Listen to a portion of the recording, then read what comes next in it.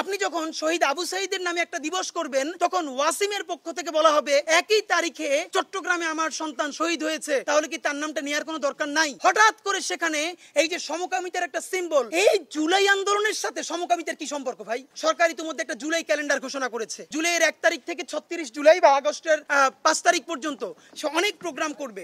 এখানে দুই একটা জিনিস শুধু নোক্তা দিয়ে রাখা মনে করি। নাম্বার 1, সে এখানে এই জুলাইয়ের যত স্টেক হোল্ডার প্রায় সবাইকে নিয়ে বিভিন্নভাবে সেলিব্রেট করবে যে অমুকের স্মরণে। দেখেন এখানে একটা মুশকিল হলো, দেখলাম রিয়া গোপের নামে একটা প্রোগ্রাম আছে, এরকম বিভিন্ন সিগনিফিকেন্ট শহীদের নামে। এখন মুশকিলটা হলো আপনি যেদিন রিয়া গোপের নামে প্রোগ্রাম করবেন, শহীদ আব্দুল আহাদের বাবা, যেই আহাদ সব থেকে কনিষ্ঠ, যার বয়স মাত্র 4 বছর, সে তো বলবে যে আমার ছেলে কি তাহলে শহীদ হয় না, তার নামে কি একটা দিবস করা যায় নাই? আপনি যখন শহীদ আবু সাঈদের নামে একটা দিবস করবেন তখন ওয়াসিমের পক্ষ থেকে বলা হবে একই তারিখে চট্টগ্রামে আমার সন্তান শহীদ হয়েছে, তাহলে কি তার নামটা নেওয়ার কোনো দরকার নাই? আমাদের ডকুমেন্টেড 1500-র বেশি শহীদ আছে, আপনি কার নামে করবেন? যার সাথে লিঙ্ক লবি বেশি বা যাকে নিয়ে আপনার পলিটিক্যাল ফায়দা বেশি তার নামে? সুতরাং আপনাদেরকে একটা মনে করাই দেই, এই জুলাই ক্যালেন্ডারের মধ্যে একটা প্রোগ্রাম রাখা হয়েছে যে নারী পুরুষ নির্বিশেষে এই আন্দোলনে তৃতীয় লিঙ্গের যাদের অবদান আছে। খুব ক্লিয়ার একটা কথা বলি, তৃতীয় লিঙ্গ বলতে আসলে ওরকম কোনো লিঙ্গ নাই। লিঙ্গ মানে বায়োলজিক্যাল লিঙ্গ। আমাদের বাংলাদেশে জনগোষ্ঠী 3টা বায়োলজিক্যালি: পুরুষ, নারী অথবা হিজড়া জনগোষ্ঠী, যারা আমাদের সমাজের মূলধারার অংশ।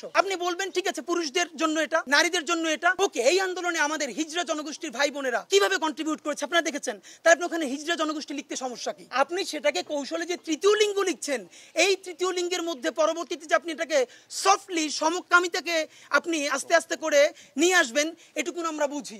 এর প্রমাণ হলো সংসদ ভবনের দক্ষিণ প্লাজায় আপনারা যে ড্রোন শুট করেছেন জুলাইয়ের আন্দোলন কেন্দ্র করে শহীদদেরকে নিয়ে বিভিন্নভাবে আকাশে, হঠাৎ করে সেখানে এই যে সমকামিতার একটা সিম্বল, যে দুপাশে ডানা কাটা এই যে সিম্বল ডানা, সেইটা কোত্থেকে আসলো? আপনারা আমাকে একটু বুঝিয়ে বলেন তো ভাই। এই জুলাই আন্দোলনের সাথে সমকামিতার কি সম্পর্ক ভাই? এটা কি মানে? আপনি এই আন্দোলনের যারা উপদেষ্টা হয়েছে, কেউ ম্যান্ডেট নিয়ে এসেছে আগামী 1 বছরের মধ্যে আমি সমকামিতাকে নরমালাইজ করে দিয়ে যাব, কেউ ম্যান্ডেট নিয়ে এসেছে এই লবিকে আমি ওকে করে দিয়ে যাব, অথচ জুলাইয়ের ম্যান্ডেট মনে হয় কারো নাই। সুতরাং আপনারা যদি বুঝেন, এটা আমরা বুঝি না, খুবই ক্লিয়ারলি বুঝি, বেশি করে ধরলে আপনাদের অন্য কাজ ব্যাহত হবে, এই জন্য আপনাদেরকে এটা এত বেশি ধরি না। বাট মনে করাই দেই, তৃতীয় লিঙ্গ বলা চলবে না। আপনি হিজড়া বলতে কি দুঃখ কষ্ট? আমার কোনো হিজড়া ভাই বোন বলেছে যে আমরা হিজড়া না, বরং হিজড়ারা পর্যন্ত সংবাদ সম্মেলন করে বলেছে যে মেন্টালি সকালে একজন পুরুষ, সন্ধ্যায় সে নারী, তাদের কারণে তারা ক্ষতিগ্রস্ত হচ্ছে। এইসব হাঙ্কি পাঙ্কি চলবে না। এই বাংলাদেশে বায়োলজিক্যাল সেক্স মানে পুরুষ, বায়োলজিক্যাল সেক্স মানে নারী, বায়োলজিক্যাল সেক্স মানে আমাদের হিজড়া ভাই বোনেরা। আপনি লেখেন হিজড়া জনগোষ্ঠীর অবদানকে কেন্দ্র করে